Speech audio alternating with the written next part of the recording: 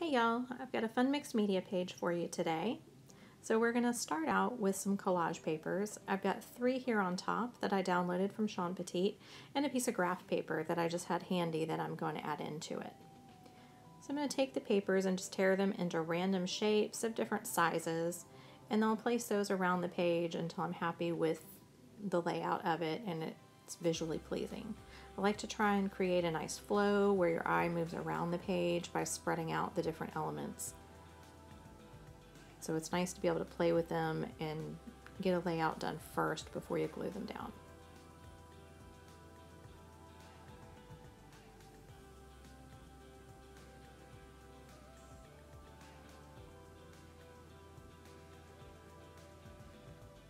So I've got my matte medium. This is from Deco Art. I'm going to take a big flat brush just to glue that down on my collage papers. So I'm going to lay down a generous amount on the page. Don't be skimpy with it. You want to make sure you get a nice even coating and no air bubbles under there.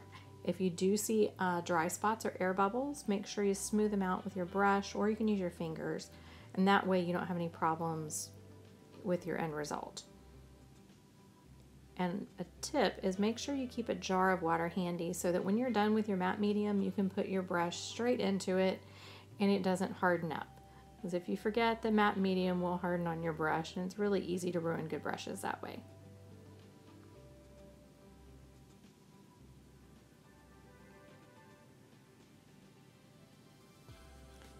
So once you've smoothed all your collage pieces out, I'm going to grab a plastic card with either an old hotel key, gift card, anything like that, and some paint. Right now I'm using 3 shades of purple. I've got a metallic lavender, which is kind of transparent, a magenta or a plum, and then a darker violet. So you can see as I spread the paint onto the paper with the card, it gives me a nice texture over those collage papers and matte medium, and it's very transparent, so I can still see some of the elements I put down without completely covering them up. So this is a great way to start out your base layer of color without losing everything that you just put down with your collage papers. And I'm alternating the colors I'm grabbing. They're all shades in the same family. So I'm going to the darker purple with a little metallic, lavender, and then alternating with the plum or the magenta. And once I'm happy with that coverage, I can keep playing with it and spreading it around the different parts of the page.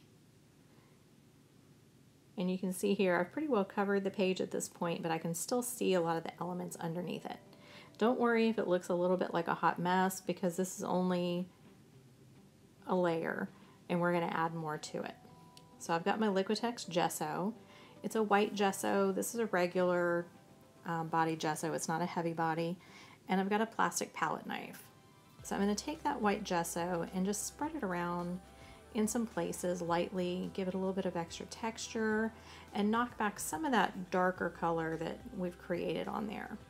It's also taking down some of the collage papers had a brownish tint to them, and so I'm especially focusing on where those papers are so that that brown tint doesn't come through too much to distract from the rest of the color.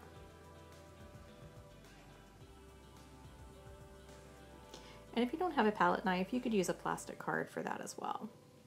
So now I've got one of my stencils. This is the Messy Floral stencil, I think from Sean Petit. And I'm just gonna lay it out and figure out about where I wanna start out with them. And I've got my black paint and a cosmetic sponge that I'm gonna apply it with. So I'm gonna dab my sponge in the paint, and you wanna make sure and dab it off a little bit so your paint's not too thick and gloppy. If your paint's too thick going through a stencil, it'll ooze underneath it and you'll lose all of your lines and your definition. It's better to have to go back and add a little bit more paint than it is for it to ooze up underneath it.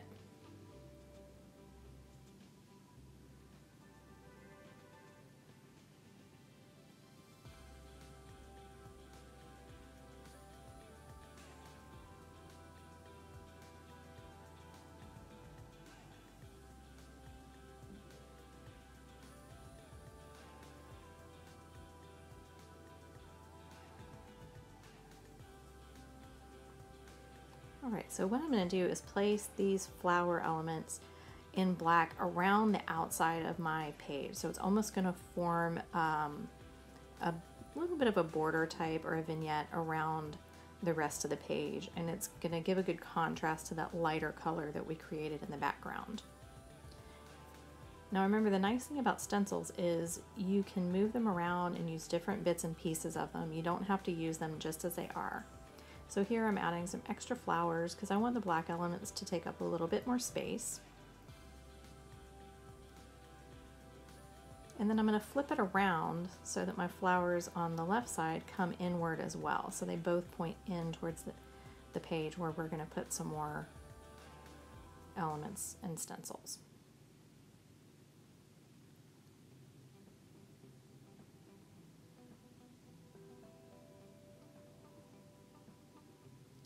And if I want my stem to be longer, you can see there I just moved the stencil down a little bit and extend it, and that way it looks like it's all connected without much effort. And again, I can move it up to make a second one to fill in that space a little bit more. So I love the purple coming through in the lighter background, but I love the contrast of this black to kind of really draw your eye into the page.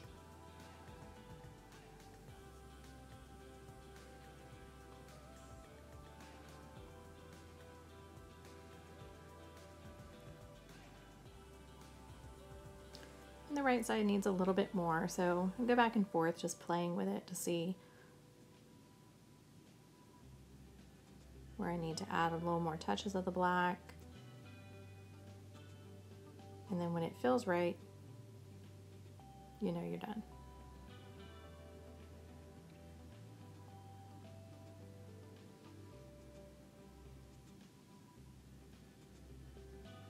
Okay, now I've got another stencil, also from Sean Petit. This is her dictionary word stencil. And I'm going to use the word joy that's on the bottom there. So what I'm doing is trying to figure out where I can put that where my letters won't overlap the black flowers in the background. And then I've got a bigger stencil that has the word joy much larger that I'm going to use at the top. So what you see me doing there is a couple of those little black flowers are in the way of where I'm going to put those letters. So I'm just going to knock them out with gesso so that I don't have any problems being able to read the words once I stencil them on.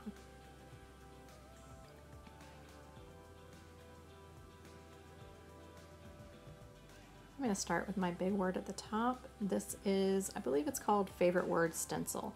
The fun thing is the big words on this stencil tie in to a lot of the words that are on the dictionary word stencil. So they play very well together. And you'll see we're going to use those dots that are included on there as well for some extra fun elements. That ties in with some of the splatter effect of our messy floral.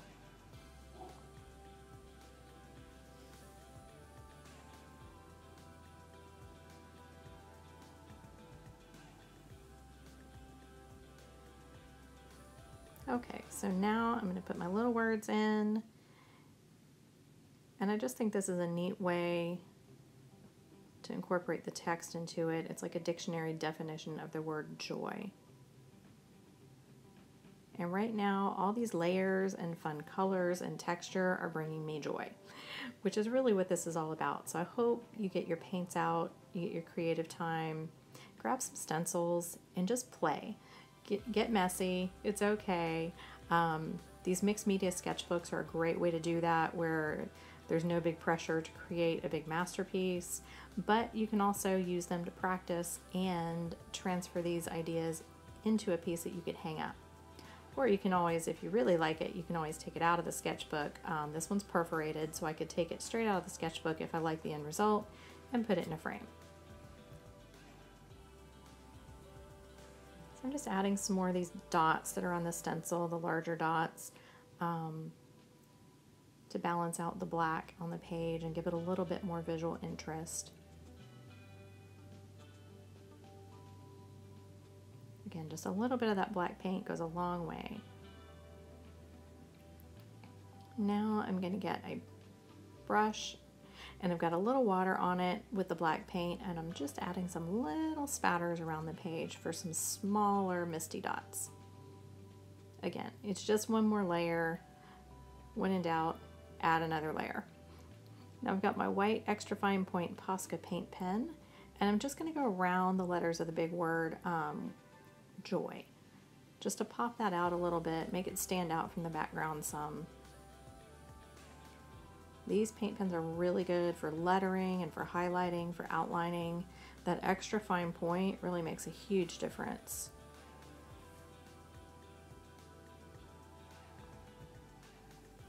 This has become my go-to white pen over a gel pen.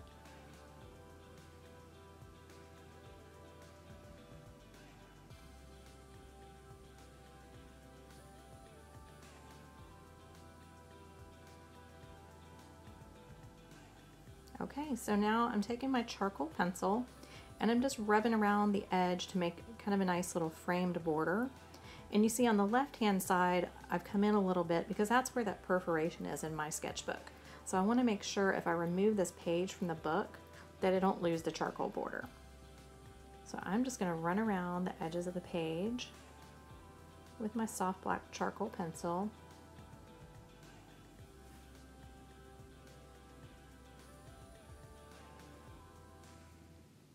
And again, that outline of black just draws the eye inward and gives it kind of a nice added grungy look to the outside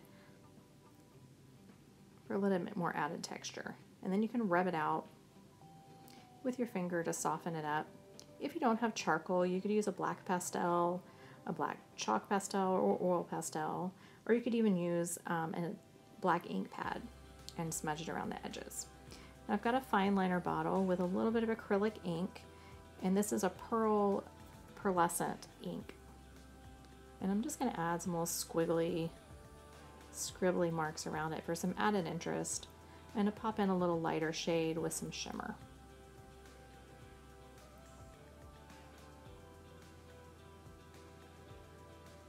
And if you don't have acrylic ink, you can do the same thing with paint and just thin it out a bit and put it in these fine liners. It's a fun way to add some small fine detail to your pieces.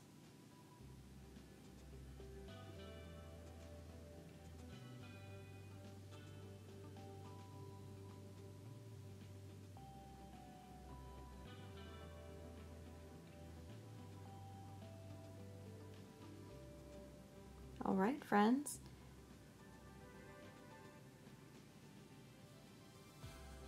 Looks like we're about done. I'm going to go through with my black Posca paint pen at the very end and go around the word joy just to add a little emphasis on the word at the bottom there. And I'll touch up a few of the letters in black with that as well off camera. So I hope you enjoyed this. Have a wonderful day and go find your joy by having some time to create. Bye.